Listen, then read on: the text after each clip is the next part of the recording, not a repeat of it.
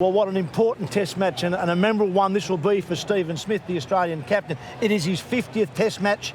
It is a home test match, and he's in terrific form, Michael Clarke, as he has been for most of his career. Yeah, look, he's been phenomenal. There's no doubt about it. I think statistics don't lie over a long period of time. This being his 50th test match, 17 test match hundreds. And I've got a funny feeling you might see his 18th here at the SCG. High score of 215.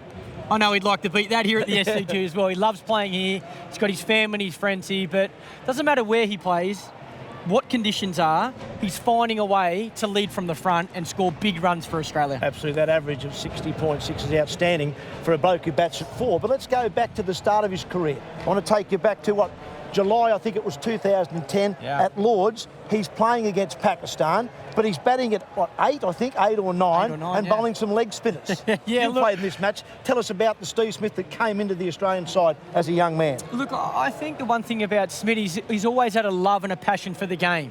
And he didn't care how he got into the Australian team. He wanted to play for Australia. Started out as a right-arm leg spinner. And I still believe his bowling is good enough to bowl a lot of handy overs for Australia in all types of conditions. But there's no doubt his love and his passion was for batting.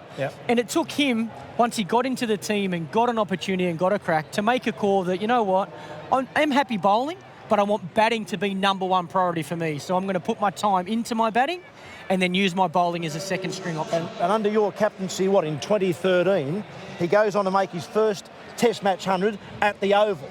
In the last test match, in a series where you'd struggled, you blokes, but he was still fighting for his spot and fighting to be recognised as a batsman. And look, he played really well this whole series. This is obviously the time where he goes on and makes 100 and helps us set a game up to have a crack at trying to beat England. Unfortunately, we got washed out in that game, but this is a great example of how well he's played from that day to where he is today. The one major difference you can see with Steve Smith's batting here, he's so still. There's no prelim movement, so his back foot is not moving at point of contact. He's staying still, he's watching the ball, and he's just seeing it and playing it, backing his gut instinct. Where you look at the way he plays now, and he takes a back and across movement.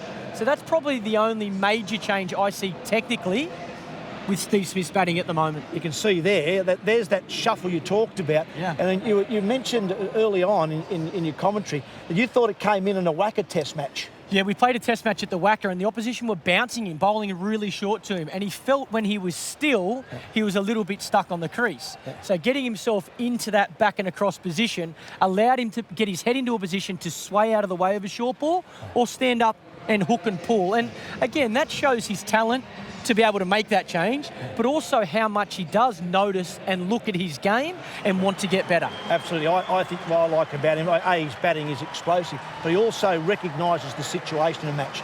We've seen throughout this summer Australia been in trouble at times. He's tried to maintain his wicket. At the MCG the other day, he knew it was time to put the foot down and try and force a test match win, which he did so well. So Steve Smith, a home test match, his 50th for his country. It will be a memorable time for him.